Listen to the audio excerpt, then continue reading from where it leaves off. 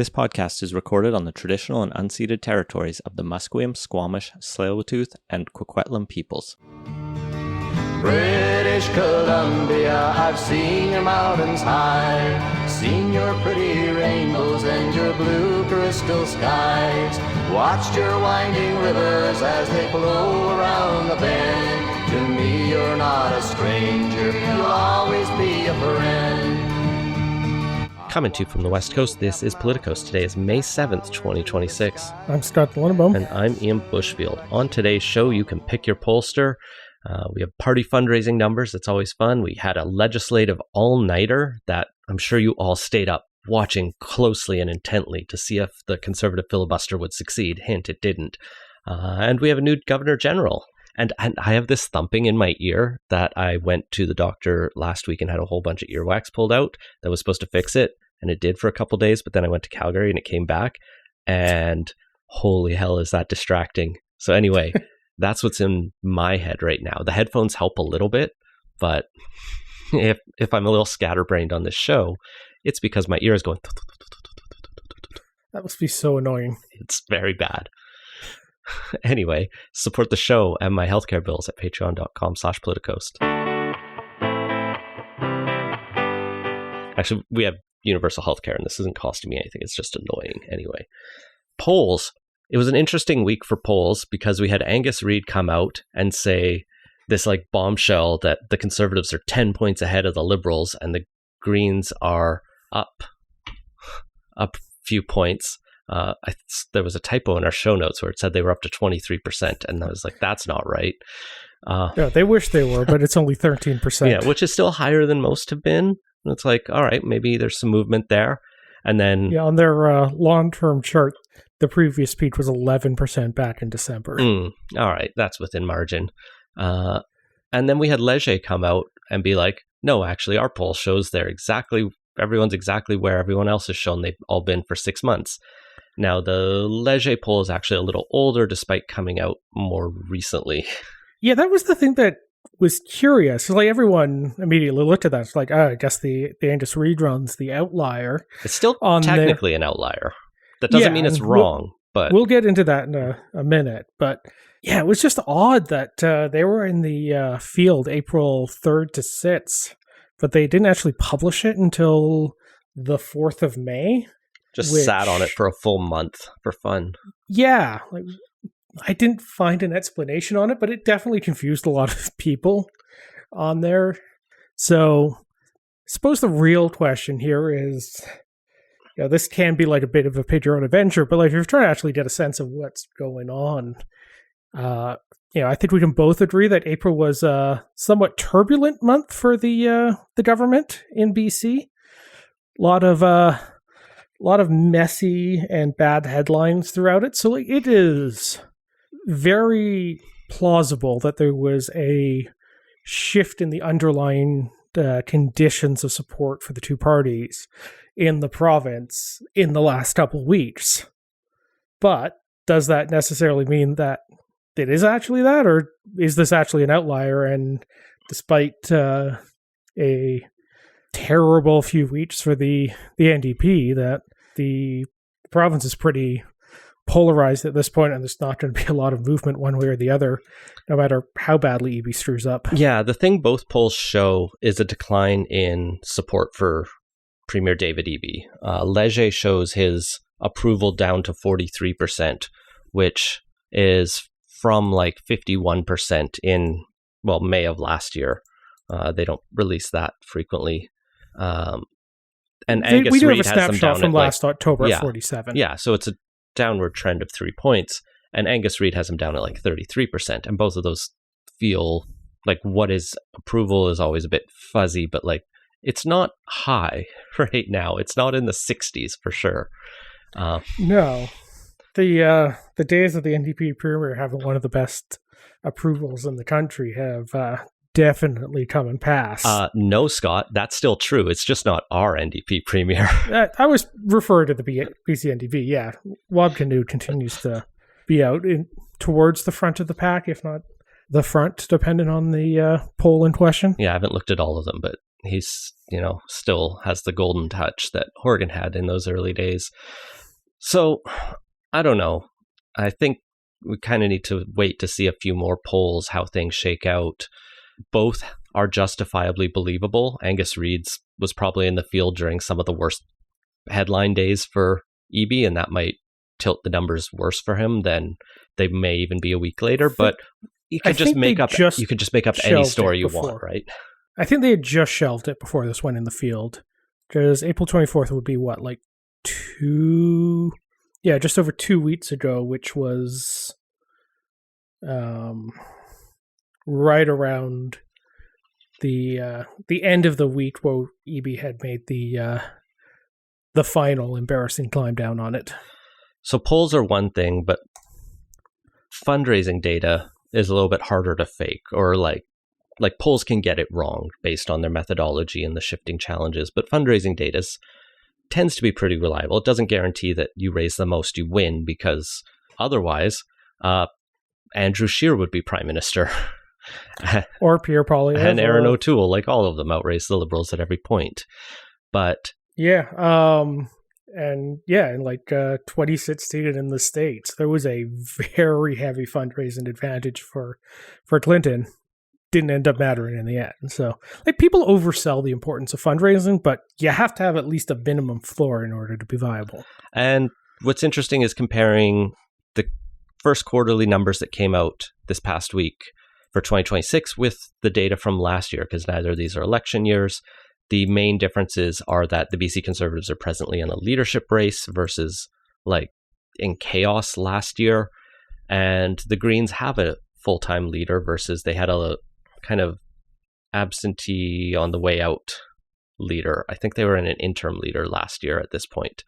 So for 2026, the Greens raised $130,000 for Q1. The NDP raised $700,000, and the BC Conservatives raised just over $1 million, which is the first time I think they've led the pack in the province. So and have crossed into the seven-figure mark. Yes, in a quarter. Yes. So obviously a good quarter for them. A fair bit of that is going to be membership fees coming in. For comparison, I did go back and look at the last 2 quarters that were during the BC Liberals' final leadership race, and in those, the NDP still managed to come out quite a ways ahead of where the BC Liberals were by about an additional 50%, out fundraising the party in a leadership race at that point. So not only is the BC NDP's numbers declined a little bit relative to the previous year and quite a bit relative to the year before that, but the relative positions between them and their primary opposition party, it's got a lot worse in just the raw numbers this year, but also they weren't able to maintain that we can still outraise them even when they're doing a leadership race. Yeah. They were able to pull off the last couple times. So, you can look at this, you can look at the previous story, and, depending on what you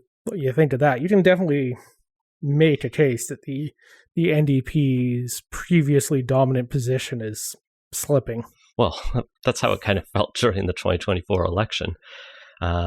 There's some more interesting, if you dig into these actual reports, you can see that the Greens had 1,652 donors in the quarter.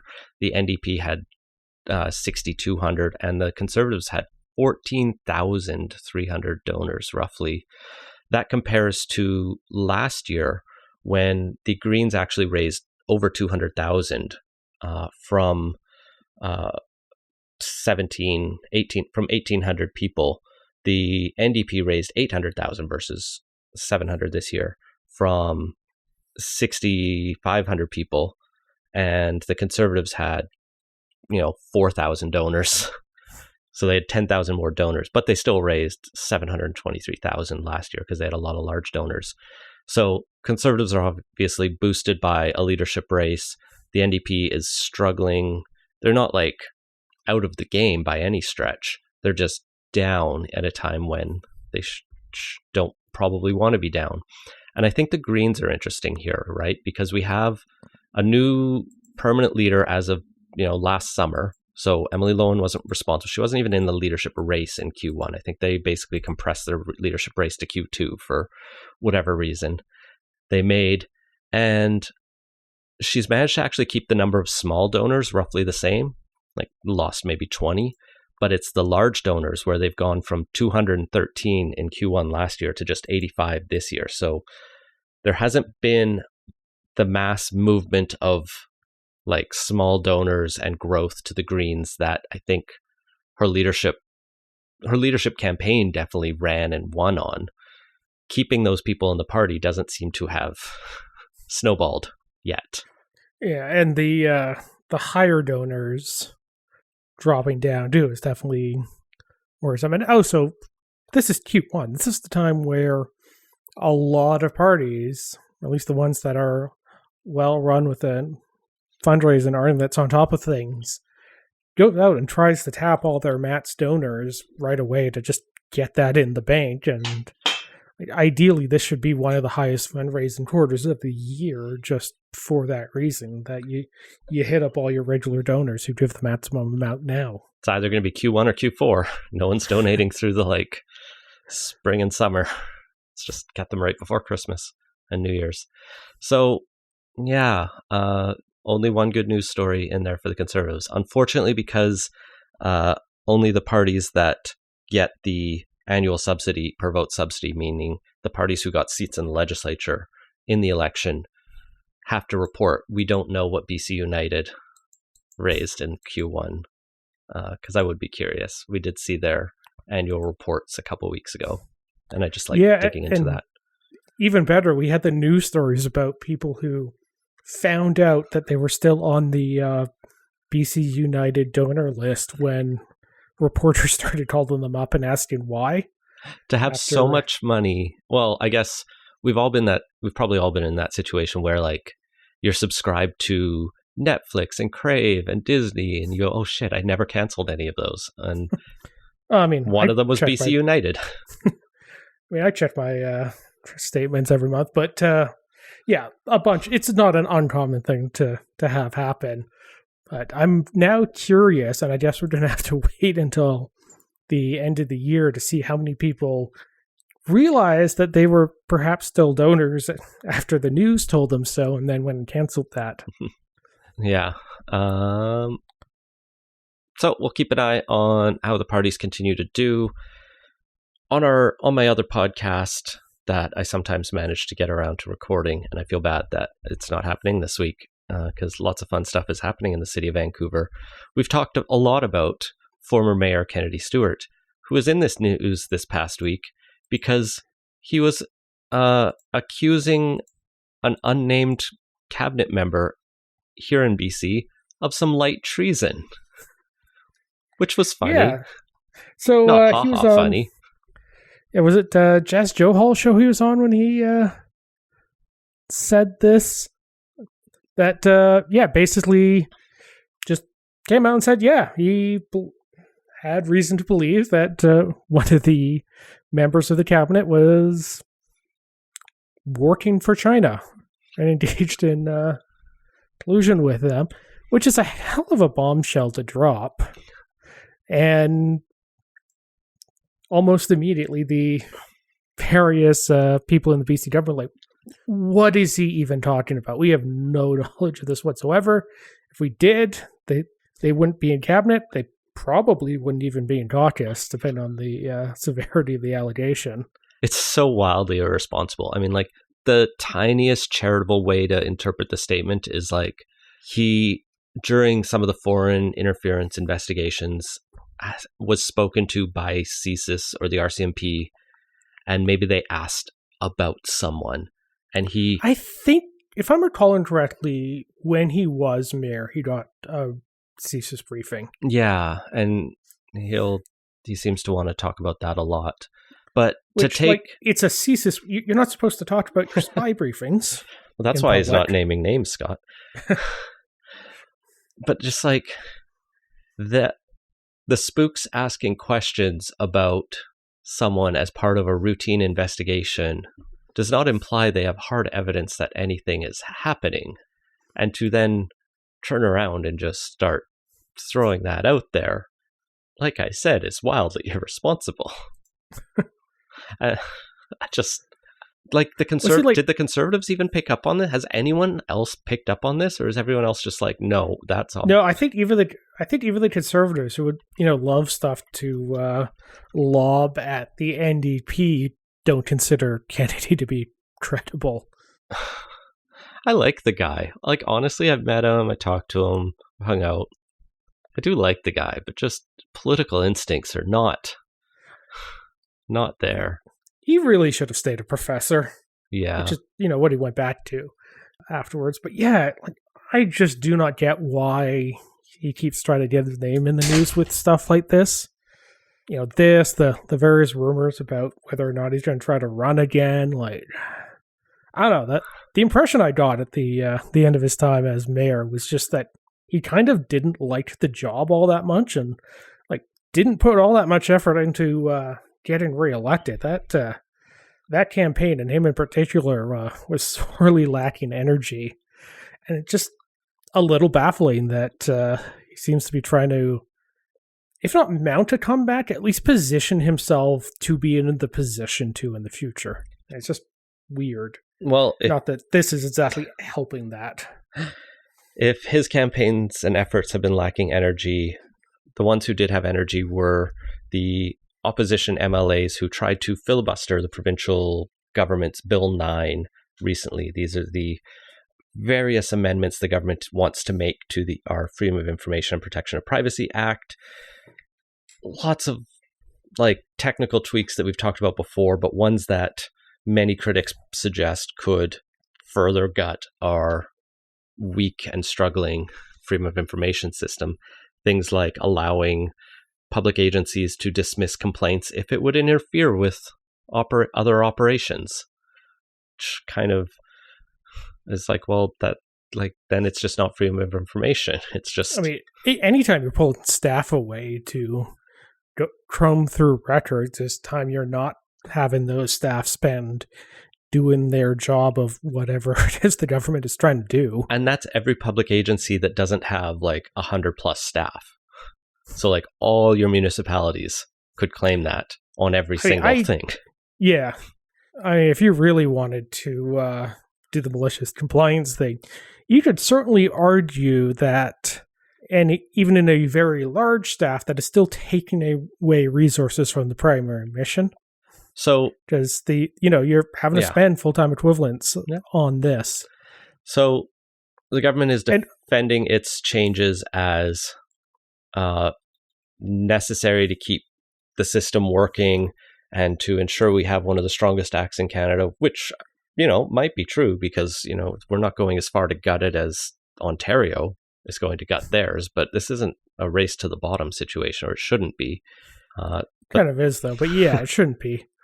And I can at least be a little sympathetic that these are time-consuming and costly efforts on the government's part when they have to comply with these. It would kind of help if they did more proactive disclosure. And I don't know if you saw this week, but the proactive disclosures on their website went down for a while, and supposedly it's as they're migrating over to a new system. But it doesn't exactly instill confidence that you couldn't keep the old system running until the new one was in place. No. Yeah, a lot of journalists were quite on edge about that. Not that they've been super great about the breadth of the proactive disclosures either, which would have also helped a lot. No. They've been fairly, like any majority government, even a narrow one, sticking to their guns when it comes to the changes they want to make. But interestingly, despite winning this filibuster after I'm not even sure how many hours, the minister released this statement that they are going to introduce a number of minor adjustments and amendments to provide additional clarity to Bill 9. I haven't seen these yet. I don't know where they are buried in the order papers, but... which would have also improved clarity? They actually listed them on the press release. Yeah, right. Oh, they are listed on this orders of the day. One of the amendments says, is striking, in the opinion of the head of the public body, from a section about... it's so hard to read these amendments because they're like out of context. So you don't have the whole Yeah, what like every section is BC this? law that's I don't amending have the something is- legislation in front of me, basically. It's like Yeah. section 43 is now going to say this. I don't remember. Anyway, they're making a couple small amendments. It's literally 2, which is some concession. I doubt it will be enough to satisfy the opposition, either the NDP It's or not. I've either the already Conservatives or the Greens. Today I saw the Conservatives posting about how terrible the bill is. So Yeah. has not resolved their complaints. It's great because it's the kind of bill that if all the players were opposite, all the arguments would be the same. Oh yeah, I can picture with incredible ease David Eby circa 2016 railing against an almost identical piece of legislation if the BC Liberals had put it forward. Like it does not take any imagination at all to get to that.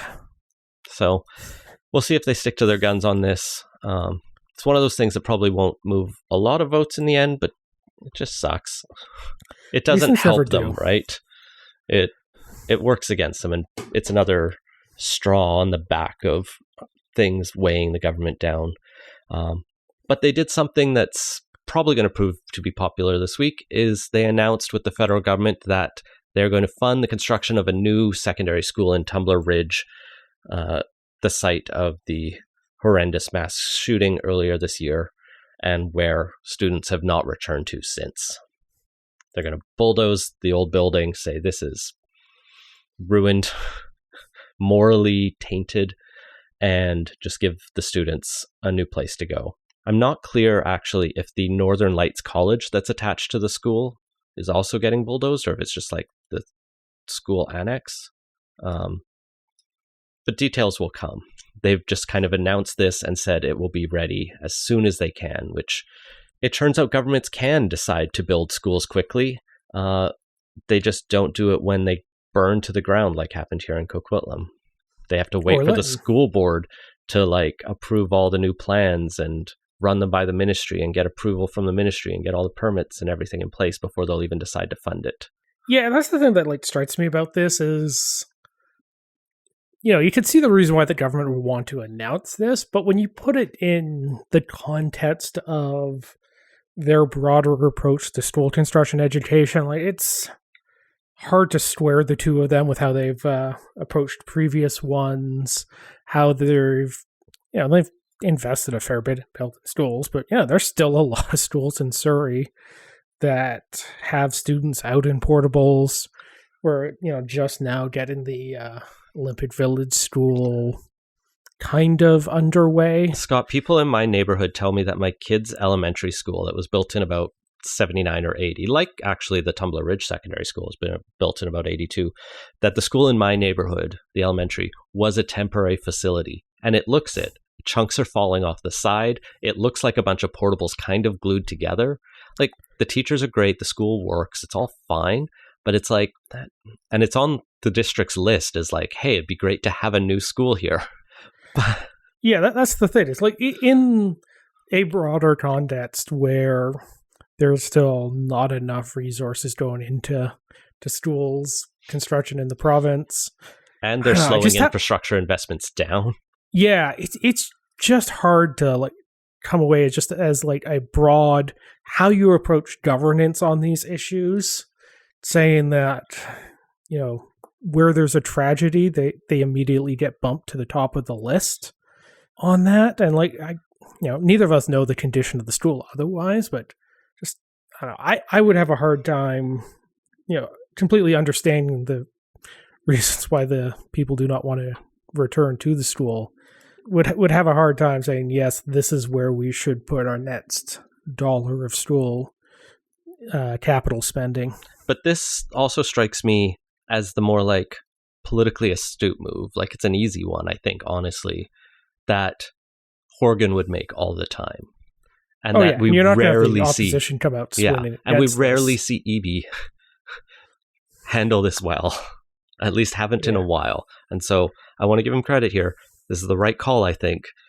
Making the announcement is good. No one's coming out and being like, well, fuck those kids, right? These kids deserve Oh, a yeah. good school that they don't If there is any feel trauma opposition going to it, into. I expect it is going to be quietly done by MLAs in communities like yours grumbling about why their schools aren't getting the attention they deserve. Yeah, and it's not about who's first. It's just there needs to be more resources going to all of them. But Well, I mean, there'll probably be an implication Yeah. that they should have been higher up the priority list. it's also good, the government's not going to win that many votes in Tumbler Ridge and whatever. I'm pretty sure that's like Peace River South or something like that. It's like 80% conservative there. NDP have they're not buying votes with this. It's just like morally the right thing to do, as it usually is to replace schools, but especially in the face of tragedy. So hopefully we don't come back to this story in 2 years with a laundry list of like excuses and permitting issues of why this hasn't moved anywhere. The unique thing about Tumbler Ridge is the community brags about it being the newest community in Canada, as it was literally founded as a company town in 1981 and a planned community at that. And they never like built out as much. So in theory, there's enough land to just keep filling in, and they can make this happen easily. But very unique place. You say that, but like greenfield development also comes with various environmental studies and potentially archaeological ones. So I don't know. They want to start construction in the summer. I would be extremely surprised if they actually managed to do it. Like that's actually a pretty tight turnaround just to do the architecture and engineering on this and then bid it out. So I would be surprised on that one, even if they didn't also have a bunch of regulatory hurdles. But yeah, this could very easily turn into a another Litton-esque one where everyone wants to get stuff moving, but the bureaucracy is manifestly incapable of actually doing it. Let's hope it goes better than that, though. Federally, let's jump to the big announcement this week. We have a new Governor General announced as of June 8th. Louise Arbour will be taking over from Mary Simon. Arbour, for those who don't know, is the mother of former podcaster Emily Taman from what was their podcast with Michael Spratt? I should know this. The Docket. You've been on it. Sorry, yeah. The Docket.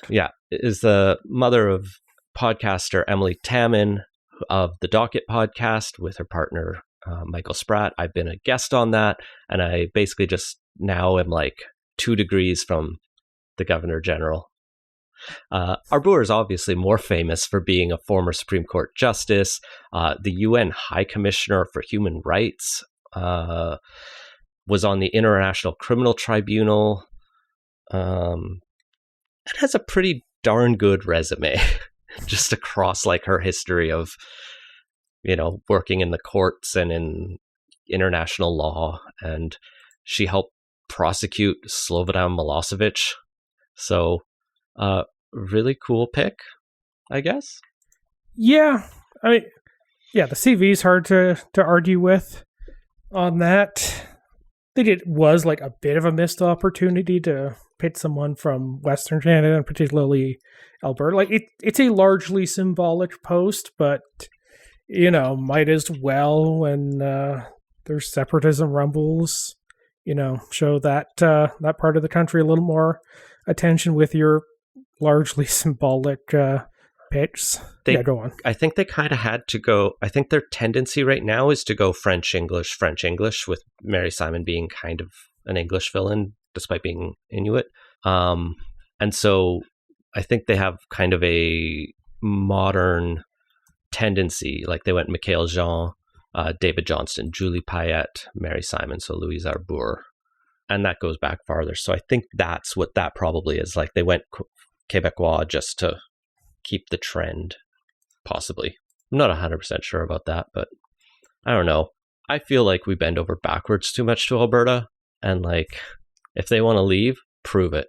Like I think Carney was asked about Alberta separatist referendums recently, and he said, they have to follow the rule of law. They got to follow the Clarity Act, and they got to do a free and fair referendum if that's what they're going to do. But And, not violate the entire province's privacy. Such a mess in that province. Oh, we that don't is need to get into it. Yeah. Crimes. Anyway, someone who prosecuted crimes is now going to be our Governor General. Yeah.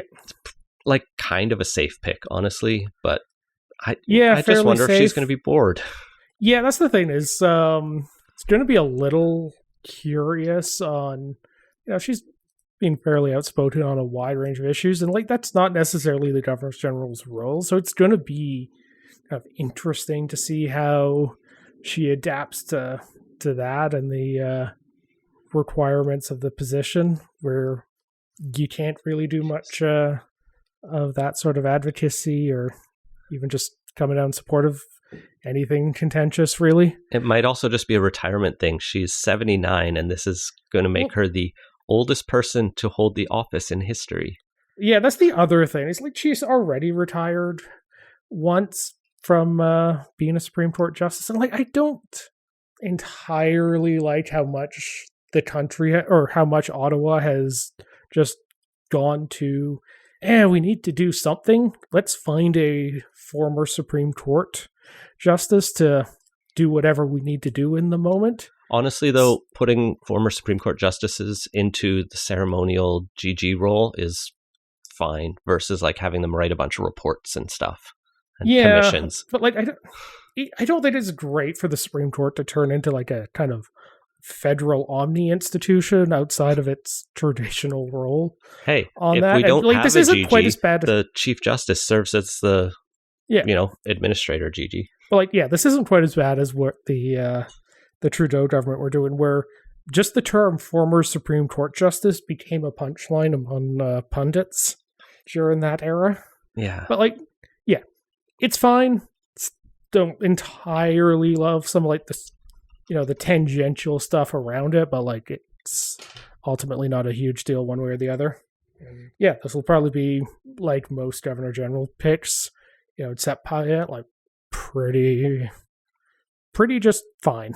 When the country will continue on, and we won't think about it much anymore. When Trudeau appointed Payette and Simon, did he do his application selection panel system?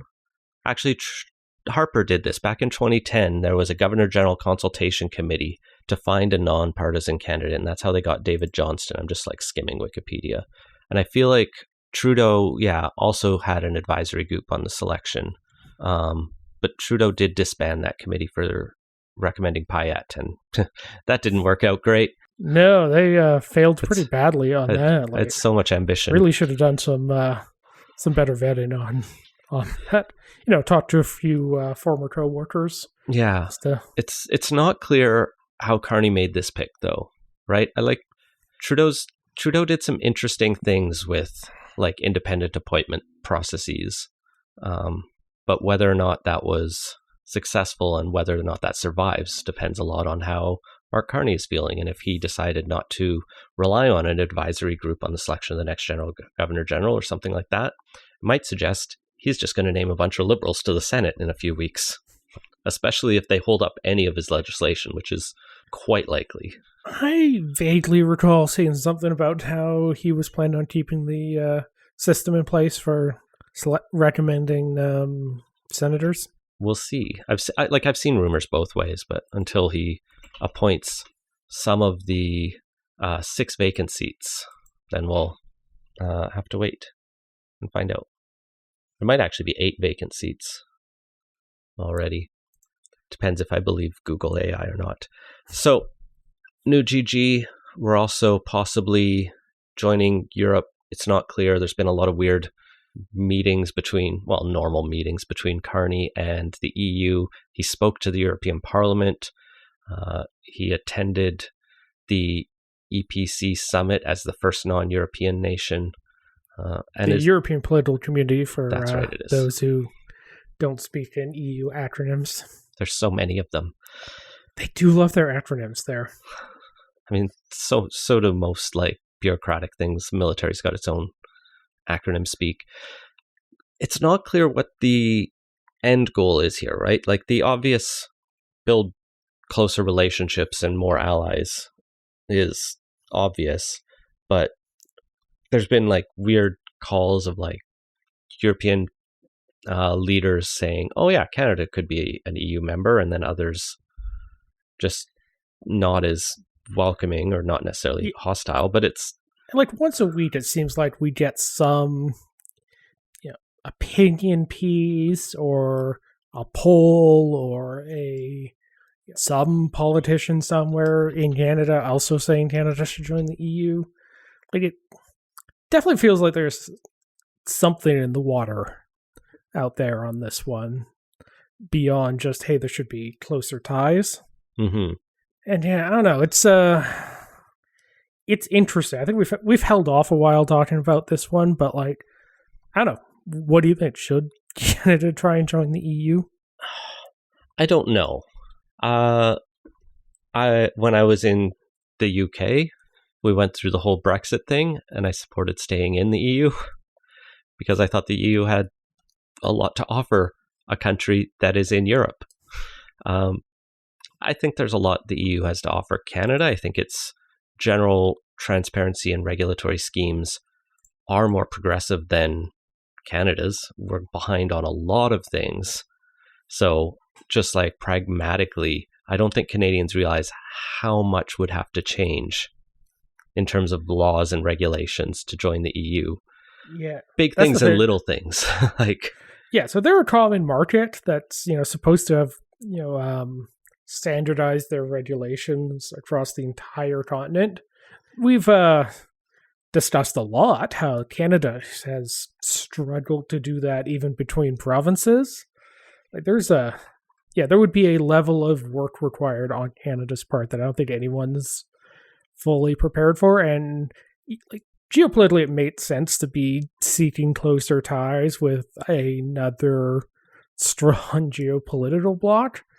But like if we're doing this because we have sovereignty concerns, there's absolutely a sovereignty trade-off in joining the EU. That is, I've not once actually really heard discussed in any serious way on this one. Scott, the sovereignty concerns are to not be part of the US. Anything else is on the table, apparently. Yeah, well, that's the question. Is like we would give up control over on a fair number of issues to Brussels, and maybe that's worth it. But like that's a very serious change in things that like should actually be discussed in depth and debated. And I just haven't heard that at all. Also, there's requirement that all new members adopt the euro. So like the carve-outs that Britain had and Sweden and Norway have with their currencies, we probably couldn't get the same deal. Like, yeah, we would trade more with the EU probably, but not enough where it would probably make sense to be on a single currency. The EU is not enough of a fiscal union to make that work in a deeply interconnected trade bloc. It would be very challenging to make it work in Canada. I think it would also pull us like away from some of our other trading partners, whether in the Pacific Rim countries, including China, Japan, even down to Australia, obviously America, for better or worse. But like, yeah, that's the thing. It's like we really should not plan and like base everything around everything will go back to normal in a couple of years. But we probably also shouldn't foreclose the option that things do settle down, that we want to continue the path that things were on before of reduced trade barriers, because there would be more of those for sure in a scenario where Canada was in the EU. And it is hard to beat the just proximity and gravitational pull of just such a large trading partner directly beside us. Listen, we got to start with what Mark Carney promised us last year, which is to get into Eurovision. And I think if we can see how that goes, we can keep playing footsie. But I suspect if we get into Eurovision, we will embarrass ourselves, not by being the most absurd or ridiculous. No, we will be the most boring performance Probably. there, Yeah, it'll which be like is the most embarrassing, the most forgettable Eurovision but also the performance. most Canadian. You could easily imagine the committee from the CBC putting together something that checks a bunch of boxes, but is entirely unimaginative and of interest to no one but the various Canadian constituency groups. No, it would just be. It doesn't even have to be that. It could just be one of our mid-tier forgettable rock bands.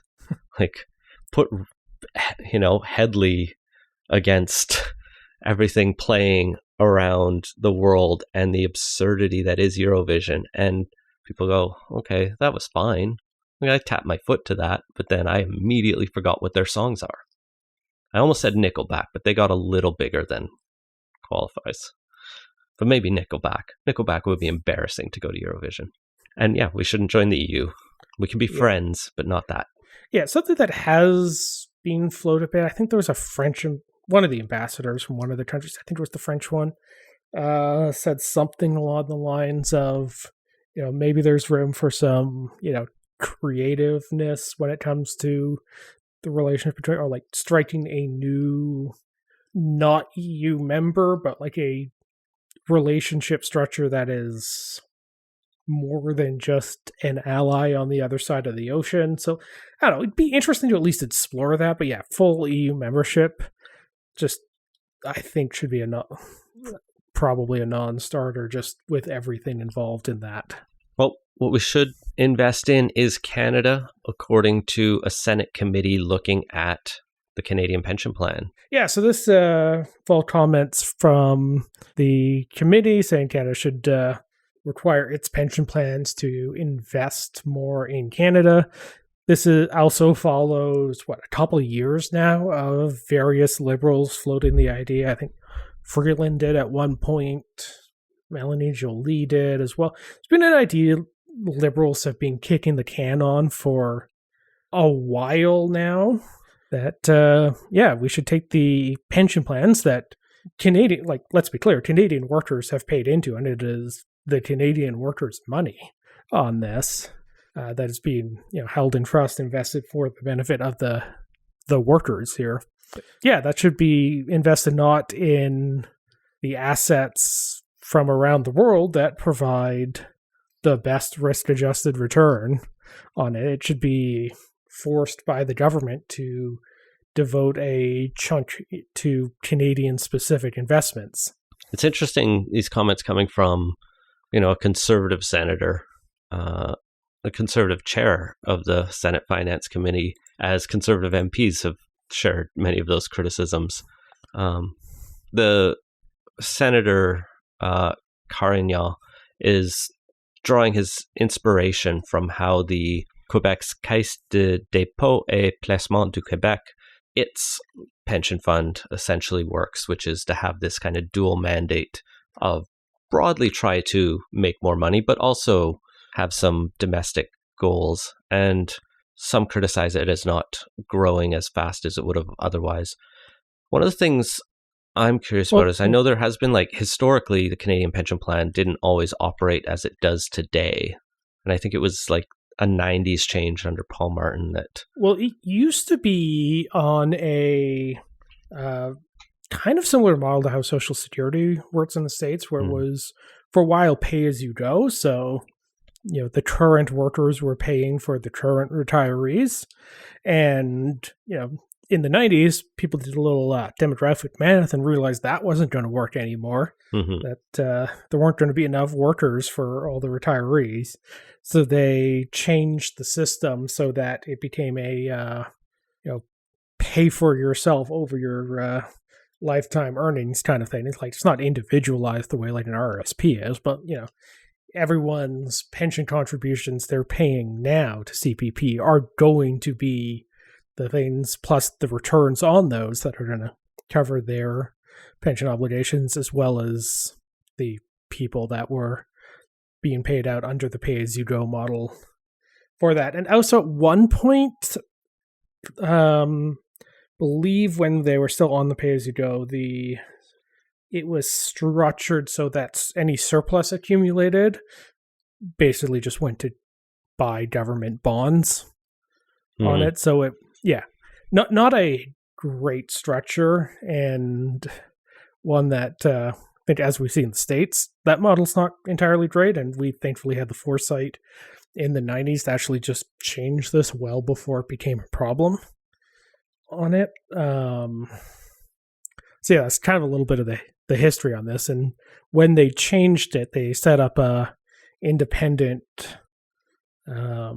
investment board on there that operates at an arm's length from the government and basically just has a mandate to ensure a good return that can fund the pension obligations indefinitely. And since the 90s, just in the CPP fund, we've accumulated about $780 billion, with another $300 billion from the public sector's pension fund. Yeah, it's a big chunk of change. Yeah, we're basically just coming up on $1 trillion right now, which is solid work for just a mere 30 years of that. Well, it's also why senators like this will look at that, smack their lips and go, all right, if Carney wants to talk about a sovereign wealth fund, well, we have a wealth fund, kind of, that is investing in things. No, I know. I'm not disagreeing with you, but I'm giving his argument. I think we lose sight of the fact that this is not the government's money. Yeah, the government is managing it, but it's workers' money, and they're the ones that actually paid in on this. And it really, just philosophically, the government should not be effectively taking from workers on this one, because that's what will happen. And if this underperforms enough, they will have to raise the pension contributions in the future to make up for those losses on there. So they shouldn't be doing that, particularly because this is all trying to solve for the same set of problems that Sovereign Wealth Fund was trying to solve for, and the myriad of other infrastructure banks and funds and regional development agencies and all that. Of the country just doesn't have enough capital investment happening in it, and rather than press the Canadian workers' pensions into service on this, they should actually just do the hard work and make it so that Canada is actually an attractive place to invest. Because there is no shortage of capital out there willing to invest if the investments are right. But the fact is, Canada has mismanaged itself in the place where it actually just has trouble acquiring foreign investment. And all of these things are just trying to kludge away around that rather than dealing with the root of the problem. Speaking of foreign investment, I'm just scrolling the details of the Sovereign Wealth Fund of Norway. It's government pension fund, but it's funded by oil revenues. And they do have restrictions on that. It's not a totally free to invest and make as much money. They have a number of excluded companies that it's not allowed to invest in, which includes Canadian companies, Barrick Gold Corporation, and where did it go? The Potash Corporation of Saskatchewan. Why the Potash Corporation? I don't know. Because of its production of phosphate in the occupied territories of Western Sahara, which I didn't know they were doing. Anyway, the Norway one's actually Barrick Gold makes sense. Yeah, mining company that's maybe don't know for sure, but there have in the past been mining companies that have not always been the most ethical overseas. So not sure if that's the case here. But in this one, they're citing plausibility environmental degradation in Papua New Guinea related to its mines. So they do have very specific reasons for each of these. They also exclude tobacco companies, just as a whole, a couple nuclear weapons companies. The Norway one's also interesting because I believe theirs is also set up to require all or most of the investments to be made outside of Norway. So if anything, it operates kind of exactly opposite both this proposal and what the Sovereign Wealth Fund is purportedly trying to do. Yeah, I think which makes sense, because you want to diversify. You don't want to put all your eggs in one basket. This was one of the issues when Alberta was floating the idea of starting their own pension plan and doing something very similar just in Alberta is that you're just going to double down on the same set of industries, and things go badly with that. Not only is the government going to take a hit, but the broader portfolio and pension is going to be in a bad shape. You don't want to be stacking those up at the same time. Well, they were also going to fuck around with AIMCO that invests all its money, roughly $180 billion of public assets, and that got reversed. A fun fact, I didn't realize that Stephen Harper is the chairman of AIMCO these days. Everyone keeps busy, it seems, from former prime ministers to former Supreme Court justices. And that has been Politicoast. Find links to everything we talked about at politicoast.ca. Support the show and get access to our exclusive Slack channel at patreon.com/politicoast. Our intro music is Beautiful British Columbia by Serge Plotnikov. Politicoast is a production of Leg and Boot Media. Audio editing provided by Jesse Woodward at listener-supported CHLY 101.7 FM in Nanaimo. Learn more at chly.ca.